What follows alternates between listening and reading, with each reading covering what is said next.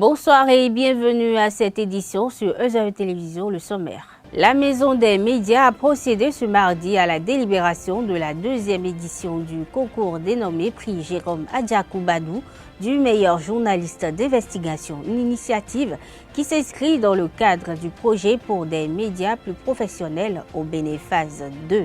Le point dans cette édition. En 2018, la Cour constitutionnelle, présidée par Joseph Diog-Benoît, a jugé conforme la loi supprimant le droit de grève pour les travailleurs de certains secteurs au Bénin. À suivre dans cette édition, l'analyste politique et observateur Constantin Amoussou qui opine sur le sujet. La France a célébré ses 100 ans de fête nationale dans le contexte de Covid-19 ce 14 juillet 2020.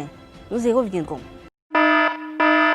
Alerte coronavirus. Attention, attention, le coronavirus se transmet très facilement et fait des ravages. Pour l'éviter, le port du masque de protection est obligatoire en tout lieu.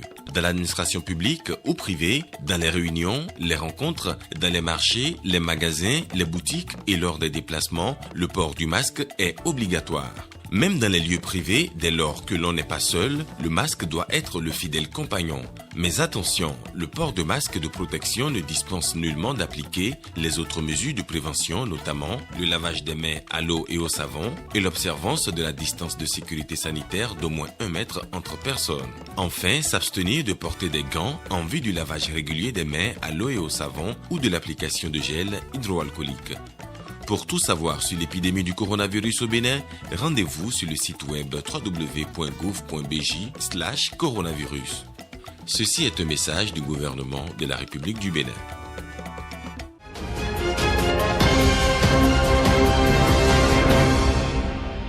Falilatou Titi succède à son collègue Hervé Kengbewe au palmarès de la deuxième édition du prix Jérôme Adjakou Badou du meilleur journaliste d'investigation organisé par la Maison des médias Thomas Méançon de Cotonou. La délibération a eu lieu ce mardi 14 juillet 2020 à l'auditorium de la Maison des médias. Le compte rendu signé Carles Kitomé. Falilatou Titi a remporté la deuxième édition du prix Jérôme Adjakou Badou du meilleur journaliste d'investigation. La cérémonie a eu lieu à l'auditorium de la Maison des médias Thomas Méançon ce jour 14 juillet 2020.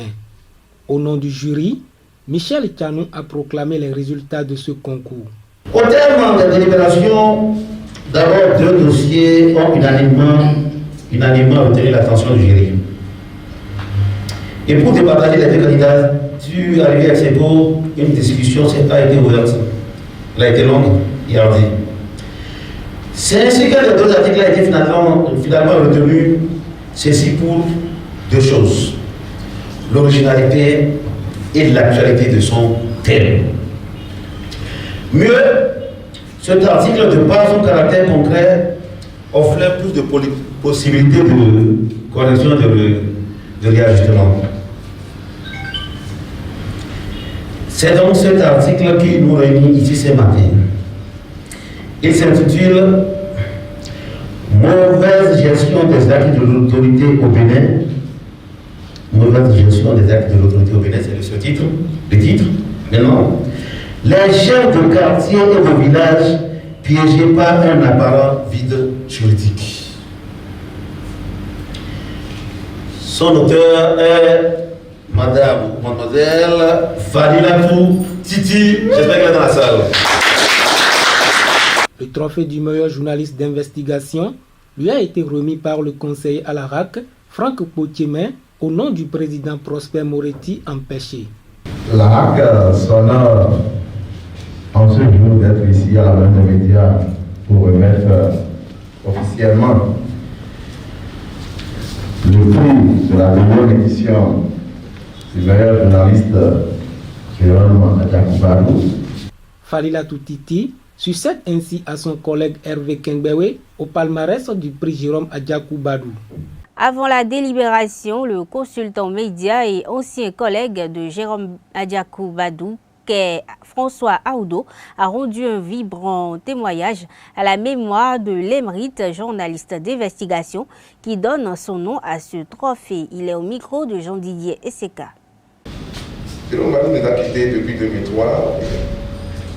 Et comme je le disais, personnellement, je continue de découvrir certaines de ses œuvres et pourtant, je sais que j'ai passé un temps avec lui et que je pensais avoir découvert tout ce que l'homme a réalisé avant de s'en aller.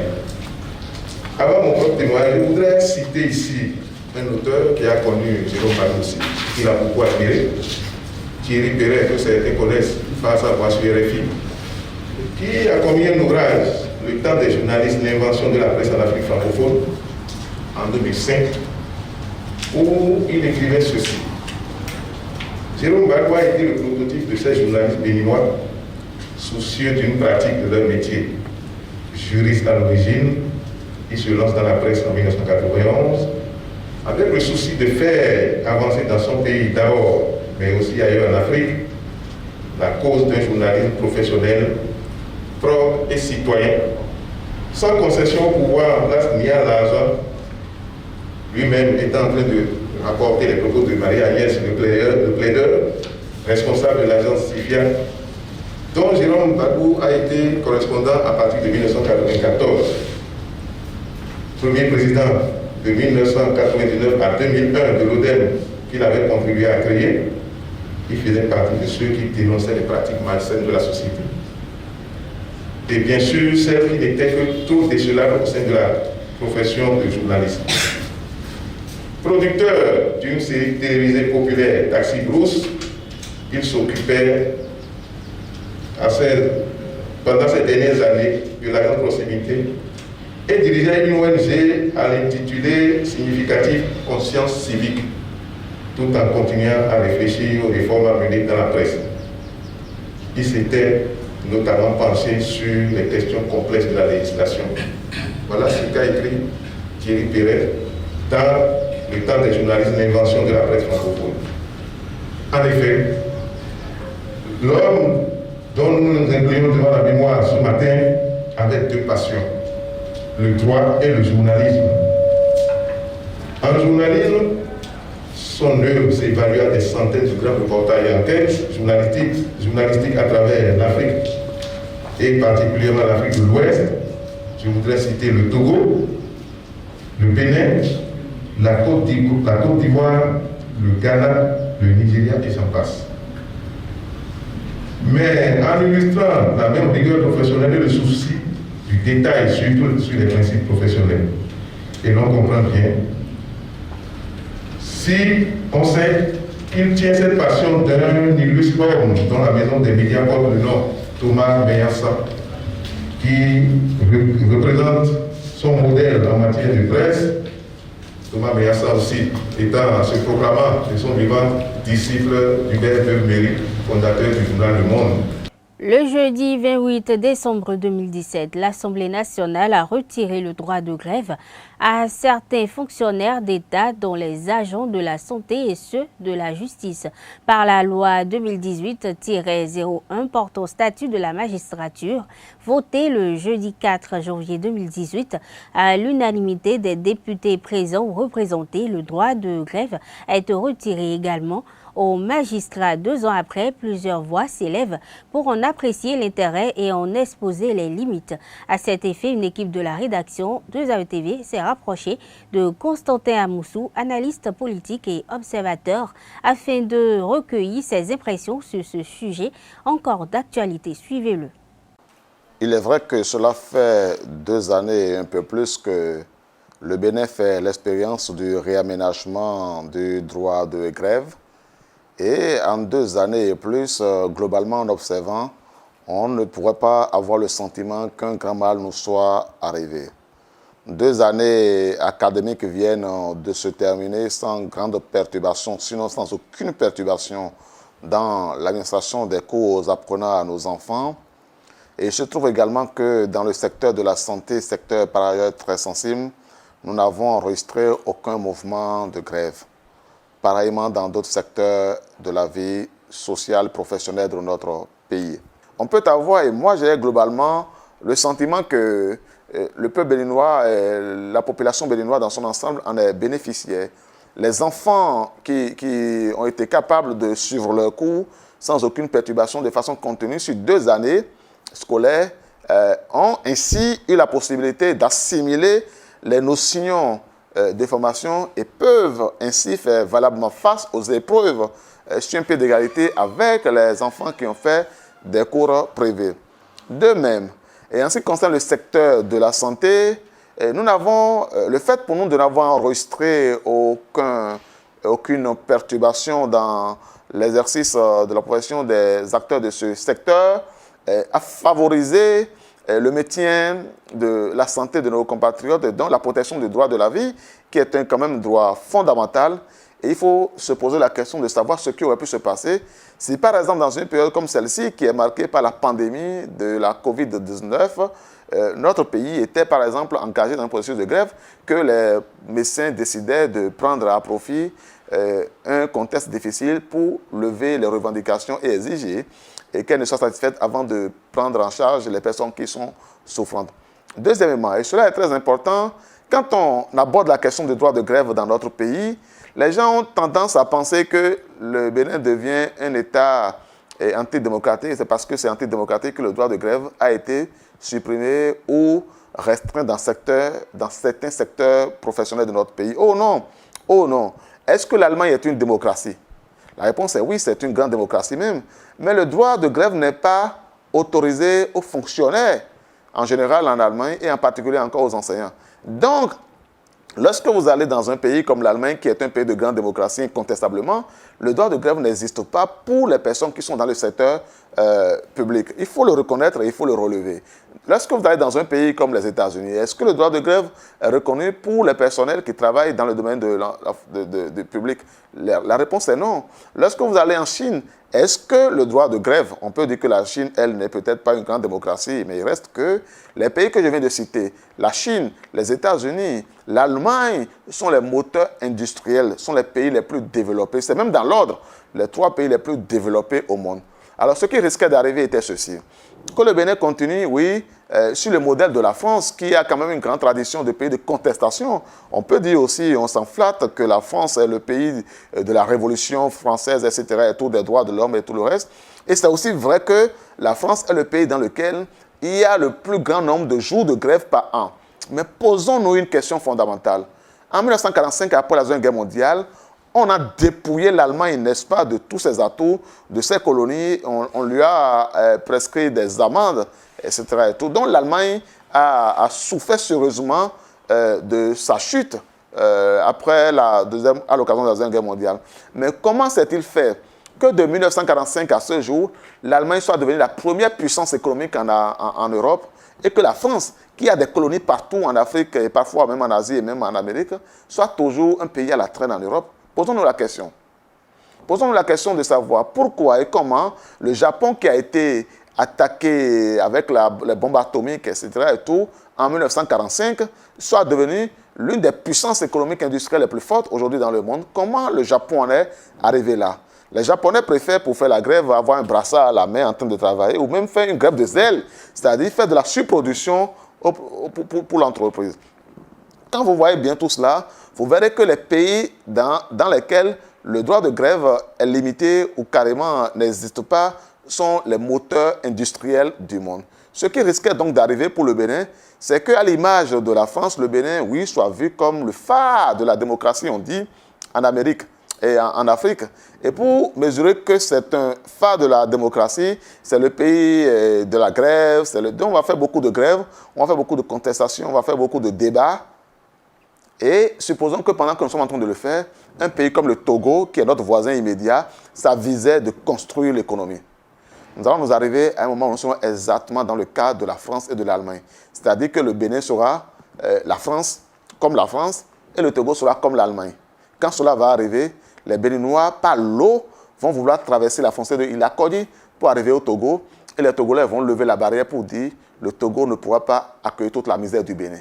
Ça, justement, c'est de ça qu'il s'agit. Et quand on a cela à l'esprit, on doit se demander s'il faut continuer à faire, disons, le lit à cette façon d'entretenir la grève qui est contre-productive et qui, à la longue, non seulement nuit à l'État, mais nuit aussi au travail lui-même qui s'engage dans le processus. Restons avec Constantin Amoussou qui, au cours de son intervention, a abordé les relations des complémentarités entre démocratie et développement. Suivons-le à nouveau au micro de nos reporters. J'ai une grande tradition de militant syndical et qu'à l'université, j'ai fait l'UNSEB, l'Union nationale des scolaires et étudiants du Bénin, qui a une tradition de syndicat radical, en tout cas perçu comme cela. Vous savez, il faut parfois avoir la possibilité, se donner le temps de regarder les questions avec froideur et recul. Et quand je regarde ces questions avec froideur et recul, je considère et je constate que le Bénin n'a pas perdu à l'idée de ne pas avoir été capable de faire de la guerre pendant 2 années et demie. Ce qu'il faut donc voir, c'est d'insister sur la responsabilité partagée. Responsabilité pour l'État de ne pas attendre que la situation dégénère pour faire ce qu'il a l'occasion de faire. Et ça, je pense qu'il faut le rappeler à l'autorité gouvernementale et donc à ceux qui nous dirigent.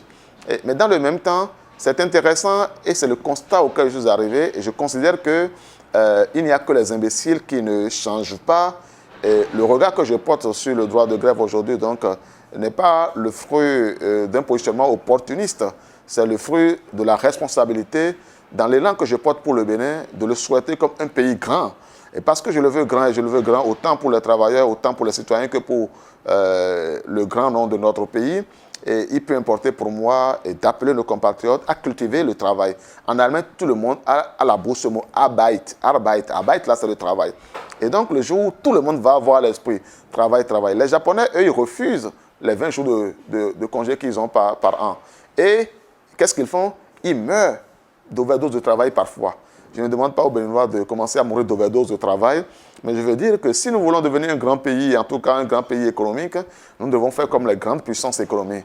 Mais si nous voulons devenir un pays de grande tradition de grève comme la France, dans le fait, on pourra dire que le Bénin est un grand pays de démocratie, de droits de l'homme, etc. et tout. Il restera que nous serons un pays sous-développé durablement. J'ai toujours pensé qu'il n'y a pas de contrariété entre la démocratie et le développement. Et pour reprendre la thèse du professeur John Dewey, pour qui j'ai beaucoup d'admiration, il dit la démocratie doit permettre à chaque citoyen d'atteindre le plus haut degré de développement personnel. Et donc pour moi, quand on entend démocratie, ce n'est pas l'anarchie, c'est 2 régimes différents. La démocratie, ce n'est pas qu'un état de droit en réalité. En fait, la démocratie, pour être précis, c'est un état de droit et de devoir. Je vais même dire un état de devoir et de droit. Et lorsque vous regardez très bien, lorsqu'un homme est responsable, il sait placer ses devoirs avant ses droits. C'est quand tu as fait ce que tu dois faire que tu réclames ce qu'on te doit. Si donc tu dis et tu entends par l'état de droit, donc démocratie, que ce soit un état dans lequel vous allez réclamer, sans que vous ne fassiez vos devoirs, nous sortons du régime de démocratie, nous tombons dans un régime d'anarchie. Et c'est ça qu'il faut distinguer. Avoir donc à l'esprit que ce que je préconise et que j'appelle l'état de devoir, ce n'est pas un état où il n'y a pas de droit. Ce n'est pas l'état de droit, mais c'est l'état de la préséance du devoir sur le droit. C'est-à-dire l'état dans lequel on se pose la question, comme disait John Kennedy à ses compatriotes, qu'est-ce que je peux faire pour le Bénin? Qu'est-ce que je peux faire pour mon pays? Avant de poser la question, qu'est-ce que mon pays doit faire pour moi? Les Français célèbrent depuis 1980 leur fête nationale le 14 juillet. Symbole de l'unité, de l'histoire et des valeurs de ce peuple, cette célébration prend traditionnellement la forme d'un défilé militaire sur les Champs-Élysées en présence du président français de la République, de nombreux invités de marque et un public enthousiaste. En raison de la crise sanitaire liée à la Covid-19, la commémoration de l'an 2020 a été réinventée de façon à rendre hommage aux civils. Un hommage est également rendu aux militaires et aux médecins engagés dans la lutte contre la Covid-19. La place de la Concorde a abrité cette cérémonie composée d'un défilé, des troupes à pied et d'un défilé aérien. À l'occasion, le nombre de personnes participant et assistant à cette cérémonie a dû être limité. Retour sur les temps forts de cette célébration.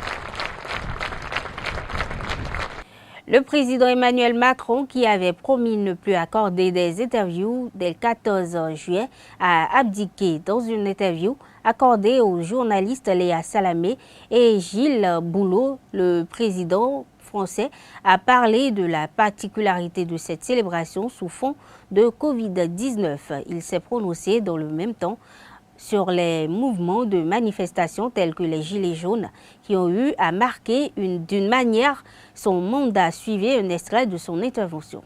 Monsieur le Président, vous aviez dit en arrivant au pouvoir que vous ne feriez plus d'interview du 14 juillet, que c'était terminé. Pourquoi avoir changé d'avis? Pourquoi vouloir parler aujourd'hui? Pourquoi renouer ainsi avec la tradition? Alors, renouer voudrait dire que ce serait à nouveau tous les 14 juillet, je ne sais pas vous le dire. Ce que je sais, c'est que ce 14 juillet est un peu particulier. Et nous l'avons vécu ce matin avec beaucoup d'émotion et de fierté. C'est un 14 juillet qui consacre la fierté d'être français, notre fête nationale, dans lequel nous célébrons nos armées. Nous l'avons encore fait ce matin, auquel nous devons tant, leurs familles, leurs blessés. Mais ce 14 juillet, nos armées ont accepté d'offrir un peu la vedette aux soignants, à ces femmes et ces hommes qui, pendant des mois, comme ils le font tout au long de l'année, mais cette fois-ci tout particulièrement, nous ont protégés, se sont battus pour nous face à ce Covid-19. Et c'est vrai que nous sortons de cette phase aiguë de l'épidémie. Nous n'en sommes pas débarrassés, on y reviendra sans doute. Le pays a été profondément bouleversé, traumatisé. Et je crois que ce 14 juillet avait un tour particulier qui justifie cet échange. Libre, ouvert, contradictoire, revenant sur la période qui vient de s'écouler, sur aussi les 3 ans qui viennent de s'écouler, et puis nous conduisant tous à regarder la suite de la crise sanitaire, la crise économique, sociale devant nous, les défis de notre pays, mais ses forces. Parce que je disais que nous étions émus ce matin face à ces soignants qui dépliaient le drapeau français avec les militaires, émus aussi face aux familles des victimes. Et donc je crois que notre pays est dans un moment un peu particulier de son histoire. Et nous devons aussi en mesurer la gravité. Et c'est pour ça que vous aviez envie de parler aujourd'hui. Monsieur le Président, nous allons bien évidemment avec Léa vous poser des questions sur l'épidémie de coronavirus qui n'est pas terminée, sur la crise économique qui est terrible. D'abord, en quelques mots sur vous et sur le bilan. Depuis 3 ans, il y a eu de nombreuses manifestations. Les Gilets jaunes contre la réforme de la SNCF, des retraites. On a vu des slogans. On a entendu des manifestants, on a entendu des Français exprimer à votre endroit de l'hostilité et parfois de la détestation. Est-ce que vous comprenez pourquoi? Oui, je peux le comprendre. Ça va au-delà de l'opposition politique, c'est ça que je voulais vous dire. Je peux le comprendre parce que d'abord nous sommes dans un pays qui a cela, dans son histoire, dans ses tripes. Parce que aussi, j'ai sans doute laissé paraître quelque chose que je ne crois pas être profondément, mais que les gens se sont mis à détester. Ce président qui voudrait tout réformer pour que ce ne soit que les meilleurs qui puissent réussir, que notre pays finalement s'adapte à la mondialisation. Ça n'est pas mon projet. Mais le jeu, des maladresses parfois, des phrases sorties de leur contexte d'autres fois, de l'opposition, de la vie politique, a fait que cette détestation a pu être alimentée. Donc je le constate comme vous, je le regarde en face. Les critiques sont injustes. Vous les avez trouvées injustes? Ce n'est pas à moi d'en juger. Je crois que la haine n'est pas acceptable en démocratie. On peut critiquer, moi je suis pour le débat, notre pays est une grande démocratie, mais la démocratie a cela que parce qu'il y a des élections libres, parce qu'il y a une liberté d'expression, la haine dans le discours et la violence dans les manifestations ne peuvent être acceptées. Parce qu'à ce moment-là, si on les accepte, elles détruisent la liberté en quelque sorte qu'on avait constituée. Donc les critiques, même si in petto je peux considérer qu'elles sont injustes, elles font partie du jeu démocratique. Elles sont normales. Et j'aime d'ailleurs plutôt rentrer dans la contradiction, et je l'ai fait à plusieurs reprises. La haine, le discours radical, la brutalité, je crois que ça ne fait pas partie de la vie démocratique et que ça affaiblit plutôt une démocratie. Donc j'ai vu comme vous, en effet, durant ces 3 années, les choses parfois se faire comme cela, avec des pics. En page inter de ce jour, décès de 2 parlementaires liés au coronavirus au Madagascar et célébration particulière de la fête nationale de la France. Pour plus de précisions, suivez plus tôt. En Côte d'Ivoire, le président Ouattara a accepté la démission du vice-président Daniel Kablan-Duncan. L'annonce en a été faite lundi 13 juillet par le secrétaire général de la présidence Patrick Achi, alors que le pays est en deuil après le décès du premier ministre Amadou Gon Coulibaly le 8 juillet. Le vice-président Daniel Kablan-Duncan a remis au président de la République sa démission pour des raisons de convenance personnelle le 27 février. Après plusieurs entretiens dont le dernier a eu lieu le 7 juillet, le président Alassane Ouattara a pris acte de procéder le 8 juillet à la signature d'un décret mettant fin aux fonctions de Kablan-Duncan, affirme un communiqué lu par Patrick Achi. Le président de la République voudrait rendre hommage à un grand serviteur de l'État, un homme de pouvoir et d'engagement, selon le texte. Rappelons que Kablan-Duncan était considéré comme un proche du président Ouattara, même s'il appartenait au Parti démocratique de Côte d'Ivoire, formation politique de Laurent Gbagbo, ancien allié d'Alassane Ouattara, est passé dans l'opposition en 2018. Au Madagascar, deux parlementaires malgaches morts des suites d'une infection au Covid-19, a indiqué dimanche le président Andry Rajoelina. Le décès du sénateur a été enregistré comme normal au titre officiel de décès du coronavirus, pendant que celui d'un député membre de la coalition au pouvoir n'a pas été enregistré à ce compte par le gouvernement. La raison, il n'a pas fait l'objet d'un test de dépistage du coronavirus. Il y a maintenant 11 députés porteurs du virus du Covid-19 et au niveau du Sénat, 14 personnes sont infectées, a déclaré le président Rajoelina sur BBC. Par ailleurs, Andry Rajoelina a fait savoir qu'un des salariés de la présidence a été testé porteur du virus. Je ne peux pas dévoiler son identité, mais un proche collaborateur autour de moi est aussi infecté par cette maladie, a-t-il indiqué. Le Madagascar compte à ce jour 2773 cas d'infection avec 35 morts. Le président Abdelmadjid Tebboune a reçu un appel téléphonique de son homologue russe Vladimir Poutine hier 13 juillet 2020. Selon un communiqué de la présidence de la République, les deux chefs d'État ont échangé les informations sur la lutte que mènent les deux pays contre la pandémie de coronavirus et passé en revue les relations bilatérales. À cette occasion, le président russe a renouvelé son invitation à effectuer une visite en Russie au président Tebboune qui l'a accepté en le remerciant, tout en convenant d'en fixer la date ultérieurement, a indiqué le document de la présidence. Il a été également question d'énergie, de l'OPEP que préside actuellement l'Algérie et surtout du rôle de la Russie en tant que membre de l'OPEP+, dans la stabilisation de l'équilibre du marché pétrolier selon la même source. Le président français Emmanuel Macron s'est adressé à ses compatriotes ce jour 14 juillet à l'occasion de la fête nationale. Il a expliqué aux Français le nouveau chemin qu'il leur a promis. Le président Macron se prête pour la première fois à cet exercice qui est de tradition en France, un entretien auquel il avait renoncé au début de son quinquennat.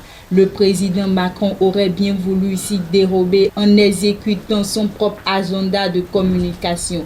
Il y revient parce qu'il a une force des traditions en France dans la communication des présidents, explique Philippe Moreau-Chevrolet, professeur de communication en Sciences Po Paris.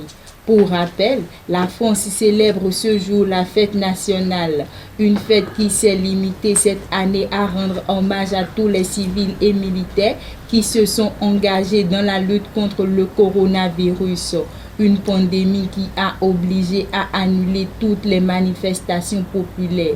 2000 militaires ont défilé à côté du personnel soignant sur une place de la Concorde vide.